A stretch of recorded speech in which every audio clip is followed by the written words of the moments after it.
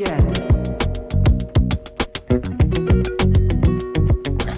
Welcome back to Tools and Track. This is the definitive guide to doing a timing belt change on a Mark 1 or a Mark 2 MX5. The first and second generation of MX5s were quite different in their changes and upgrades, but critically, the engine and its design remained the same for the whole time it was in production. So doing a timing belt is a consistent and repeatable thing between all of those BP generation of engines. So what we're going to do is I'll try and explain some of the differences as we go. Obviously my car's also modified as well, so we'll have a wee touch on that. We'll kick off with looking at the tools you need, the parts you need, and then I'll run through it step by step, make sure we cover everything that you need to do this at home with as little drama as possible. The required tool list is actually quite easy. You don't need a lot of advanced tools. There's only one thing we're going to have to touch on that's a bit special. Obviously the first thing we're going to be doing, 10, 12 and 14mm bolts are the order of the day with this. So a basic 3/8 socket set. You don't really need deep reach, a wee extension if necessary, but definitely get a socket set that's 6 face and not 12, because these bolts will be tight. 12 faces can round them if you need to put a lot of torque on, but the 6 faces grip a bit better. Also, you're going to need a 12 and a 14mm spanner because there's a couple of tight to reach things that you won't get a ratchet into. Pump pliers, you'll need these to break the hoses off of some of the larger unions. They do like to bond on over time. Normal pliers, just to get some of the compression clips off of said hoses. Flathead screwdriver, this is to get kind of electrical clips off, and some of the smaller hoses just like a wee. And the last and possibly trickiest thing that you won't have in your toolkit, that's going to be the buzz gun. This guy will go up to sort of quite a hefty whack, but some of the cheaper ones don't. You're going to have to be looking for something in the 900 Newton meters of torque region, because the crank bolt's what you need this for. That has to be attached to a 21mm socket and maybe a wee extension to clear the anti-roll bar. That is necessary, otherwise you're going to spend hours just wasting your time trying to crack that bolt using the engine and the drivetrain to lock it. It's quicker just to go dug, dug, dug and get it off of one of these. Other nice things to have, but not essential. Battery ratchet gun, there are a lot of bolts and they're all tedious 10mm, these will make things a lot quicker. Penetrant fluid, not WD-40, get something like Plus Gas that actually does penetrate, just for any seized up type bolts. And copper grease, for putting it all back together, make things a bit easier for the next guy that needs to touch it, which is probably going to be you. Okay, let's talk about some of the things you're going to want to replace whilst also doing your timing belt. Now, the first thing you're going to want to get is a timing belt kit. Now that should come with one timing belt, obviously. These wear, they perish, and if they snap, they destroy your engine. That's why we're here. The kit should also come with a tensioner and an idler. The tensioner is what keeps the belt tight, and the idler guides it around whilst it's running. That's the tensioner there, and that's the idler. These are bearings, so they have a chance of failing. You shouldn't just do the belt, these need to be replaced too. Now while you're in doing the belt, one of the things right behind the belt is the water pump. Now these are also consumable items and generally speaking should be changed at the same interval that you do the belt in. So I've also ordered one of them, which should come with a set of gaskets. Now it's not just the gasket that holds the water pump onto the block. At the side there is a coolant feed into the water pump, which takes a small square looking gasket.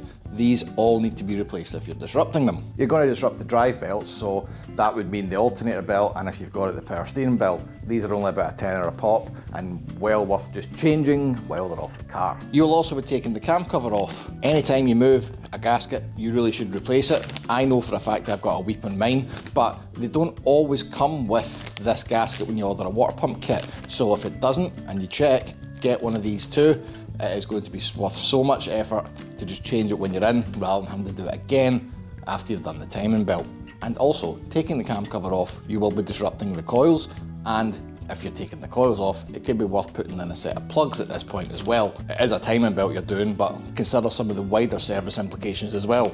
Spark plugs do like to get changed from time to time. If you're having misfire issues, you might want to change your plug leads, potentially even the coil, and obviously change your oil and filter.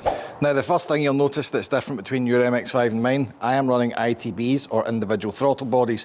Now this entire side of the engine will obviously be different, and your car will have an airbox, an airflow meter, and a tube that runs across here and into your intake. This is a very simple thing to remove. All you'll need is a 10mm socket and a ratchet, and possibly a set of pliers. You'll undo the clip here, undo any hoses, and an intake temperature sensor that lives here, and the MAF plug that lives here and remove this whole assembly to give you room to access the next parts. This is consistent on all generation of MX5s. You may have bought one that's got an aftermarket intake, but fundamentally the attachment is always the same.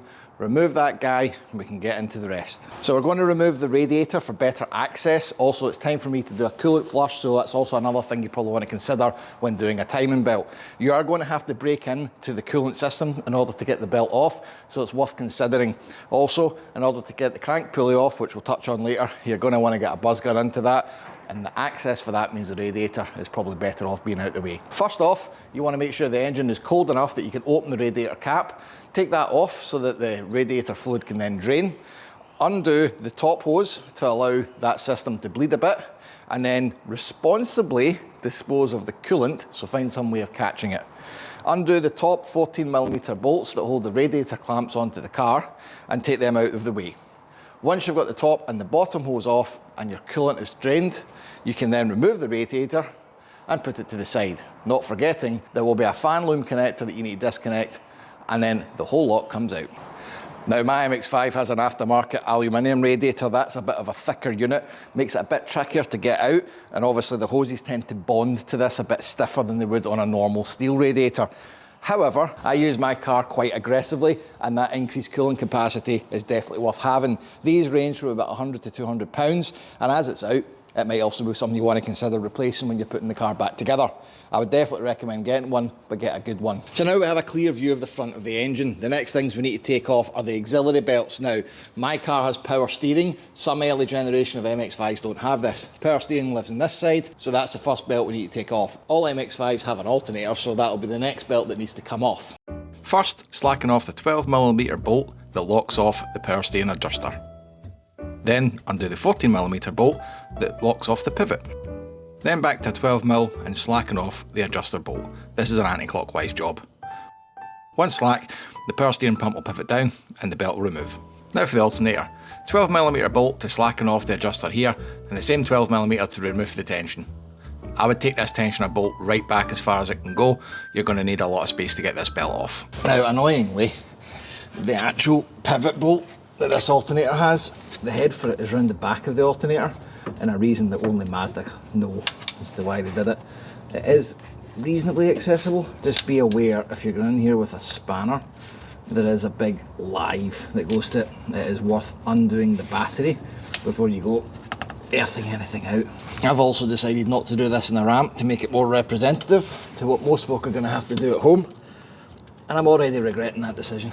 Once you've got the alternator belt off, it's time to move to the top of the engine. First step, get all of your HT leads out. These just need a firm grip and a tug, and they should come out without any dramas. Mazda had the good sense to actually put different lengths of HT leads in for the MX5, so you should be able to just put these to the side and work out where they go, cylinder 1 to 4. If you've not got the confidence, maybe get some Tipp-Ex and mark 1, 2, 3 and 4 dots on the other end of the HT leads and remove them completely.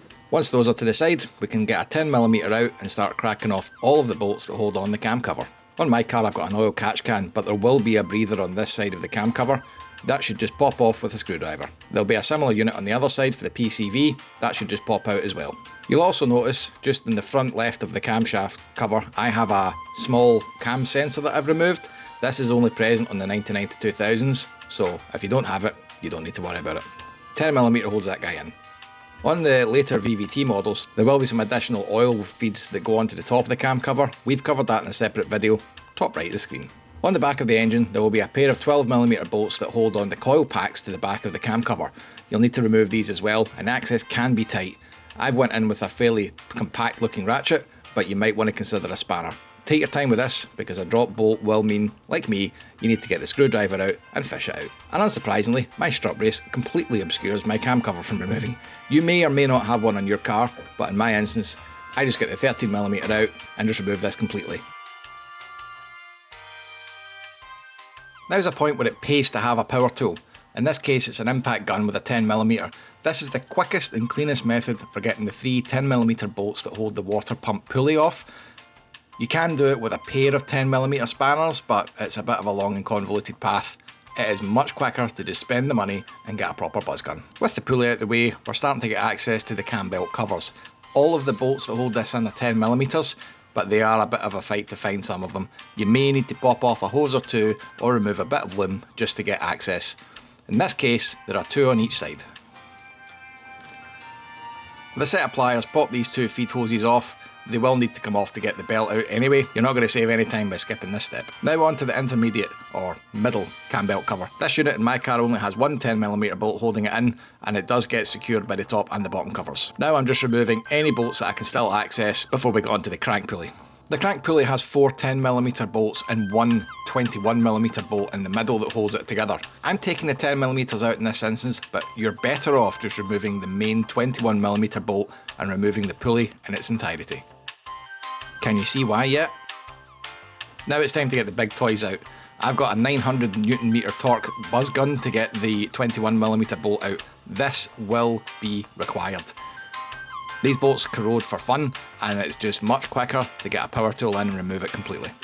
And voila, we now have access to a belt. So that is now the belt ready to access, and what I've just demonstrated here is why you do not waste your time with the 12mm bolts that hold the pulley together, because that will not actually give you access to the belt. This big part of the pulley, or the main part of the pulley to be honest, the bit that drives the belts, can be removed from the spigot by taking the 12mm bolts out. The problem is, the spigot also completely blocks the belt, so there's no reason to do this, despite what I've just shown you how to do. What you want to do instead is just take the big 21mm bolt that holds the whole assembly on out, and that removes the whole lot in one. Now the reason why I've done this is because my anti-roll bar actually blocks the route for that 21mm. Now that won't be the case in yours. I have a white line anti-roll bar. Now that's a thicker and much more intrusive roll bar, which improves handling, but it does obstruct that bolt. There's a high chance that you will be able to get the 21mm bolt out yourself without doing that. Anyway, 21mm bolt, don't bother with the wee 12mm, waste of time. So, now that I've dropped my anti-roll bar, for reasons only that I have to deal with, we can get the belt off. So, in order to safely remove it, you should actually lock these 2 cams together. However, if you're very gentle with it, and I generally never lock these together, you can get the belt off without doing so. You just have to make sure that the engine is timed to begin with, and you have to make sure that you're not going to rotate any of that assembly once the belt is off. If you do rotate anything and you lose your timing, you'd risk touching a valve into the piston and making a big old mess of things. Right, so to kick us off, what I need to do is get this engine into a timed position. Now, there is a certain way this needs to go in order for that to happen. You will see that the cams have an I and an E stamped on them, and also a Y, U and a Z. We don't need to worry about that. All we need to do is make sure the I for inlet and the E for exhaust time up to these 2 markers here. That sits just 45 degrees around from the horizontal in each case, and I'm going to time it round to there. You'll notice that once we do that, the bottom crank will be at top dead center position and the whole engine will be aligned. Let's have a look at that in closer detail. So here we find a top dead center position. However, looking at this, I don't have any markings lining up, so I'm 180 degrees out, which means the engine can rotate twice for the cams rotating once. This is not our lockout position. We need to go a full turn again in order to get the cams into position. Okay, you'll see here the I and the E and the 2 notches on the tooths for each of those are now sitting in line here and here. We are now fully timed at top dead centre. The tensioner is held on with a 14mm bolt. Once this is slackened, you should be able to pry back the tensioner with a screwdriver and remove the belt entirely. If you don't have the dexterity for this, you can always pop the spring off with a set of pliers. With the belt off, it's a 14mm again to remove the idler. This will need replaced. While we're down at this part of the engine, there's 2 12mm bolts that hold the coolant feed pipe onto the side of the water pump. You'll have access enough to get into this now, but only with a spanner. I'd advise a 12-face spanner rather than a 6-face, just to get the bolts backed off, because it is quite tight. If you struggle with this, you can always remove the entire power steering pump pulley, but it's not necessarily required. Now it's time to take the water pump off. There are 4 12mm bolts that hold this in place. Simply remove all of these, and the water pump can be pried off. As you can see, the water pump and the belt is now back on. Refitting is the reverse of removal. That's the belt on. As you can see, we have put it down to its timing marks and run the belt from the bottom this way up, over the teeth, down there, and then round the tensioner. What you want to do is keep that vaguely slack and then let the tensioner go and provide tension basically. Nip it up, give the engine 2 full rotations to make sure that all the slack's been taken out. Then you're ready to set your tension. Now there's a bit of a knack to this. What you need to do is make sure that the slack side of the belt is properly slack before you apply the tensioner. And this is how you do it. Now if you imagine this is the engine timed at top dead center, so our marker here is at the top, and these two are facing the appropriate marks here and here, that isn't actually where you want to lock out this tensioner at, because there's a chance that this cam and this cam are about ready to pull in different directions depending on where the valves are actuating on. Now, as it happens, that can actually put more tension on here before you put the tensioner on and give you a false reading from when the engine's fully running. So instead, what you want to do is move the engine beyond top dead center, almost a full top dead center rotation, but stop here at 60 degrees before you come back around to top dead center again. At this position, there will be exactly the right amount of slack in the belt at this side to ensure that when that guy goes on to tension, that slack's taken up, and when you nip it, it's correct. Now you can also go further belt and braces and run the car for a prolonged period of time and repeat this process, but it's long-winded. That's up to you. If you're going to do it by the book though, you might want to think about that. Once that's been done, you can fully nip that and your timing has been set. Now, all we need to do is reassemble everything that we've taken off.